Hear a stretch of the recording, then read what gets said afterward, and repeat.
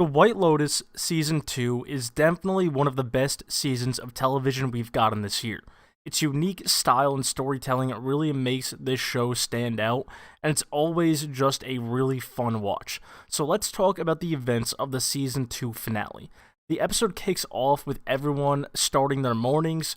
First off, we have Ethan and Harper, and Ethan just can't get the image of Harper and Cameron, doing the deed out of his head. We also have Albie and Lucia together. Portia wakes up with Jack and her phone is suspiciously missing. At breakfast, Harper calls Cameron an idiot, which only causes Ethan to grow more suspicious. We also see Albie ask his father for 50,000 euros for Lucia. And of course, Dominic says no at first, but Albie bribes him, saying he'll put in a good word for him to his mother. Besides, murder, this has to be one of the worst things we've seen someone do in this show. Not only is this messed up to put Dominic in that situation, but it's even worse for what Albie is doing to his mom. He makes it fairly obvious he knows what he's saying to his mom will be a lie. He knows his father hasn't really changed, and yet he's giving his mom this false hope and putting her in a bad spot for his own selfishness. For a girl he just met days ago. But anyway, back over to Tanya. She goes to the room where she was sleeping in the previous night to check on that picture that she saw. And now that she's seeing it sober, she can confirm that it very clearly looks like Greg. I mean, these guys gotta be some of the dumbest people. How could they not think to hide the picture of Greg, their co-conspirator?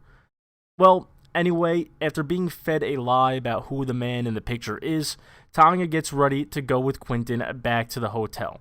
Back in the room, Ethan calls out Harper, saying he knows something happened between her and Cameron. She finally admits that Cameron did go into the room and kissed her briefly, but then Ethan quickly showed up, so he left. But that's a lie because Ethan knows he did not show up until 10 minutes after they left, which is a lot of unaccounted time. At this point, Ethan has lost it and goes to find Cameron. He's out in the water swimming, and Ethan goes in and goes all out to try and drown him. Maybe for a minute there, we were thinking there was a chance this was the body that was found in the water, but another tourist comes in and breaks up their fight. So at this point, the mystery remains. Portia and Jack go out to lunch, and the suspicious activity continues. Jack goes to the bathroom and leaves his phone behind, which allows Portia to call Tanya, and they start to piece the puzzle together. In the event of a divorce, Greg gets nothing because of a prenup, but if Tanya dies, then he gets her money. It truly could have been the perfect setup if these guys weren't so dumb and did not leave clues right in plain sight for them to discover. But still, even though they know the plan, Tanya is trapped on the yacht with them, and Portia is alone with Jack with no way to get to her. Not much can really be done at this point. Back over on the beach, Ethan runs into Daphne and tells her what he thinks happened. Daphne is really just one of the more fun characters to watch in my opinion, just because she really won't let anything ruin her mood or vacation. She is just chilling. But she does get her revenge on Cameron. She does cope with what Cameron does in her own way, and that's by basically just doing the same thing. Her and Ethan walk off together, and we could only assume what happens from there. Back at the hotel, Giuseppe returns from the hospital ready to play the piano again, but Mia is there playing instead. Valentina runs over to tell him that he's fired and that she gave Mia the job. Portia and Jack get into his car, and she finally fully calls him out, saying she knows that he's not Quentin's nephew. Jack locks the door and says that he was going to take her around the island, but now is just going to take her back. Tanya is doing whatever she can to buy herself time on the yacht, and tries placing a phone call, but she drops her phone in the water. I mean, Tanya just doing Tanya things. She also tries to get the captain to help her, but he does not understand her. And then Nicolo arrives on the yacht on a smaller boat.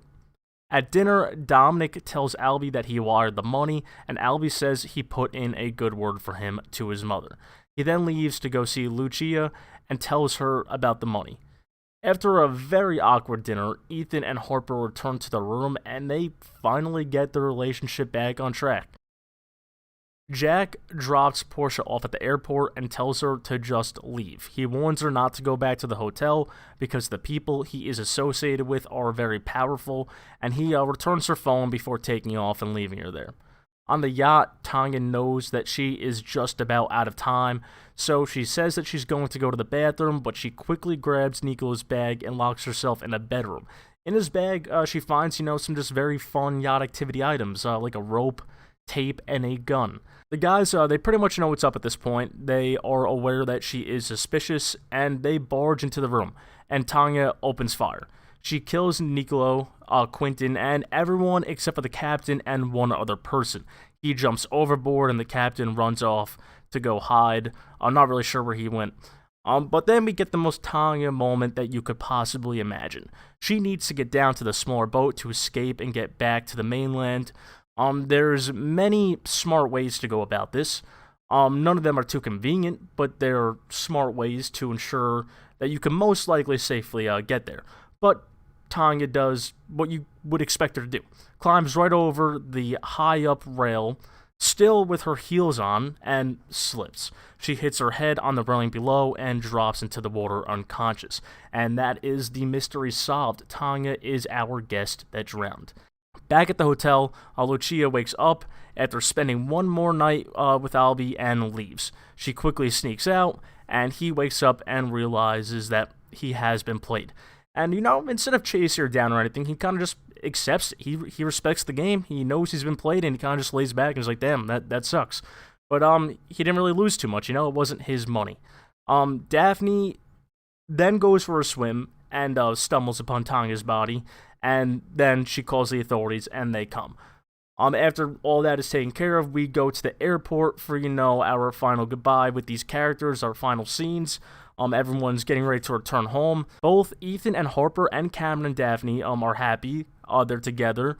It seems like both of their relationships are going strong. I mean, Daphne and Cameron were never really in any doubt, but Harper and Ethan are now seen to be on good terms. Portia and Albie also reunite at the airport, and they exchange numbers. Portia learns about the drowning at the hotel that she wasn't there for, but although she doesn't say it, she can obviously put together that it is Tanya. She knows what was happening. She knows the situation. The season ends with Lucia and Mia walking off with each other, happy, knowing they both got what they want. And you know what? Good for them. They played the game, and they won. This episode and season was so amazing and fun. Don't get me wrong, I loved Season 1, but I think I can confidently say that Season 2 was better. The characters and the relationships were so much more interesting, in my opinion. But Season 1 was still great. Both were hilarious, and the casting for both, fantastic. One of the things that this show does so well is just making you feel awkward and uncomfortable at really any given moment. It just reminds me of how uncomfortable I feel in, like, some scenes in, like, The Office, for example. Like, you want to turn off the volume and look away, but you just can't. You're glued to the screen, but it just putting you in such an awkward position.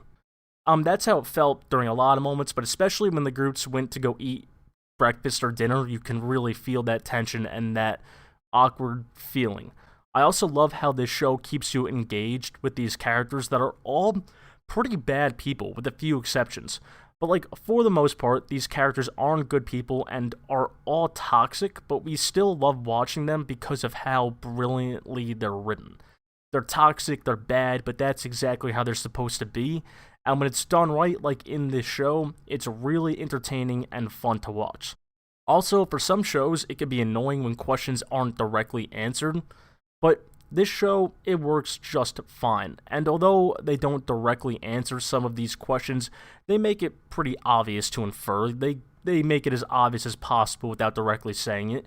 Like, Harper never confirms what happened in those 10 minutes, and they never show what happened between Daphne and Ethan, but I think we're all on the same page. We can guess. And the fact that Ethan most likely did do that with Daphne, the fact that that is what saved his relationship is hilarious. I just love the direction this show takes and the style of how they write these relationships. It's very unique, it's very fun. And of course, we have to talk about Tanya. It's going to suck not having Jennifer Coolidge back for season 3 because she's great, and Tanya is a hilarious character, but she went out in perfect fashion. Tanya died in the most Tanya way possible, just being a dumb klutz. That's who she was. There was so many alternate options, like I said, that would have at the very least given her a better chance of living, if not guaranteed her safety, but she just went with the dumbest choice possible. And that fits her. It's how you would expect her to go out in that situation.